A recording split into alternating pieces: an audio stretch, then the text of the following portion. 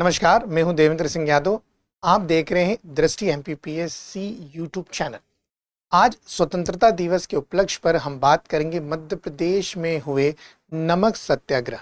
कौन कौन इसमें शामिल था, कहां से इसकी शुरुआत हुई, संपूर्ण ऐतिहासिक घटना को हम देखेंगे और ये भी समझेंगे कि नमक सत्याग्रह शुरू क्यों हुआ था। तो आइए इस सेशन को पूरा देखेंगे और लास्ट में आपके लिए एक प्रश्न भी है जो इसी सेशन से जुड़ा होगा।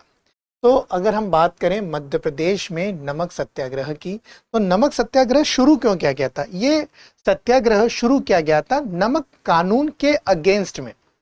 नमक कानून जो भारत में आया, इस कानून में ये था कि नमक बनाने का अधिकार जो है वो सिर्फ सरकार के पास रिजर्व रहेगा और कोई भी व्यक्ति अगर सरकार की परमिशन के बिना नमक बनाता है तो उस पर जुर्माना लगेगा और उसे जेल भी होगी। इसीलिए नमक कानून के विरोध में गांधी जी ने दांडी यात्रा की थी और फिर दांडी यात्रा करके वो अहमदाबाद से जब दांडी पहुंचे, नमक बनाकर नमक कानून को तोड़ा।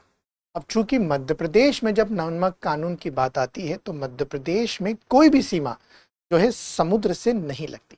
इसी वजह से यहाँ नमक सत्याग्रह का अर्थ था कि नमक के जो गोदाम हैं उन पे कब्जा करना, नमक को बेचना और अन्यायपूर्ण जितने भी कानून चल रहे थे उनका विरोध करके नमक सत्याग्रह में मध्य प्रदेश ने अपनी उपस्थिति दर्ज करवाई थी।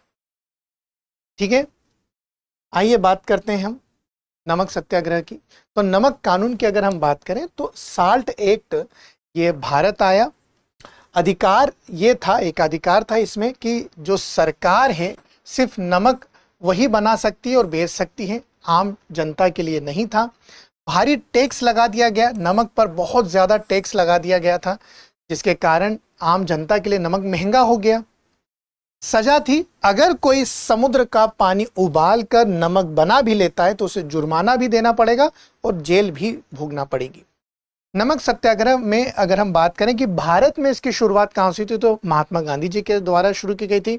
उन्होंने अहमदाबाद के जो अपने आश्रम है जिसे हम गांधी आश्रम कहते हैं, साबरमती आश्रम कहते हैं, वहाँ से जो है पैदल यात्रा शुरू करी दांडी तक।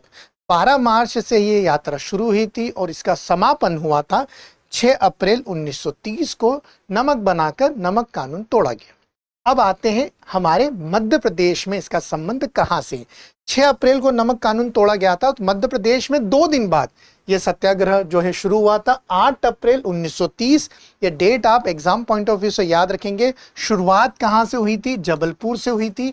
नेतृत्व जो किया गया था हमारे यहाँ से सेठ गोविंददास और पंडित द्वारका प्रसाद मिश्र, ये 2 नाम हमेशा पूछे जाते हैं, सेठ गोविंददास और पंडित द्वारका प्रसाद मिश्र। इन दोनों ने ही जो है जबलपुर से जो है नमक सत्याग्रह का जो है नेतृत्व किया था। इसके बाद अगर हम बात करते हैं तो 9 अप्रैल 1930 में इंदौर, 10 अप्रैल 1930 सागर और वहीं अप्रैल और मई में बैतूल और छिंदवाड़ा में जो जंगल एरिया है, जहां पर फॉरेस्ट एरिया है, वहां पर आदिवासियों के द्वारा जो है वन कानून तोड़कर नमक सत्याग्रह को सपोर्ट किया गया था। ये आपको याद रखना है। हमारे वहाँ क्या हुआ कि हमारे वहाँ कोई भी हिस्सा जो है समुद्र से नहीं लगा है, इसीलिए सरकारी जो गोदाम थे जहाँ पर नमक रखा गया था उन पर कब्जा कर लिया गया। नमक बेचकर नमक कानून का विरोध किया गया। शराबबंदी आंदोलन भी इसी के समर्थन में जो है किया गया था। और वन सत्याग्रह की अगर हम बात करें जो आदिवासियों के द्वारा शुरू किया गया था, टांटिया भील का नाम आता है, तो ये सब जो है नमक सत्याग्रह के समर्थन में थे, मतलब नमक कानून के विरोध में इन्हें शुरू किया गया था। आगे बात करते हैं प्रमुख नेता इनसे कौन कौन से जुड़े हैं, एक बार फिर से देख लेते हैं। सेठ गोविंददास जो जबलपुर से इसे लीड कर रहे थे, इन्हें एमपी का गांधी कहा जाता है। ये आईएमपी है, आपको याद रखना है। इन्हें क्या कहा जाता है? एमपी का गांधी। तो सेठ गोविंददास जी जो जबलपुर से, इन्होंने नेतृत्व करा था। वहीं इनके साथ थे जबलपुर से ही पंडित द्वारका प्रसाद मिश्र जो आगे चल के एमपी के सीएम बनेंगे, आपको याद रखना है। वहीं रायपुर से थे डॉक्टर खूबचंद बघेल जी, इन्होंने रायपुर से नमक सत्याग्रह को लीड करा था। रायपुर से इनके साथ थे रविशंकर शुक्ल जो आगे चल के मध्य प्रदेश के पहले मुख्यमंत्री भी बनेंगे। टांट्या भील, इनका आपने नाम सुना होगा। तो टांट्या भील जो हैं आदिवासी नेता के रूप में बैतूल से वन क्षेत्र से इन्होंने जो है इस सत्याग्रह के सपोर्ट में वन कानून के विरोध में विरोध किया था। ठीक है, सत्याग्रह शुरू करा था। तो आपको याद रखना है ये प्रमुख नेता जो है नमक सत्याग्रह से जुड़े हुए थे।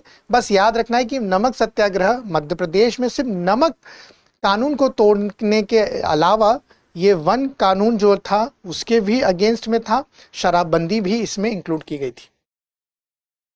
इसके बाद हम बात करते हैं सरकारी कार्रवाई क्या हुई जब ये सब हो रहा था जबलपुर में, रायपुर में या बैतूल के जंगलों में।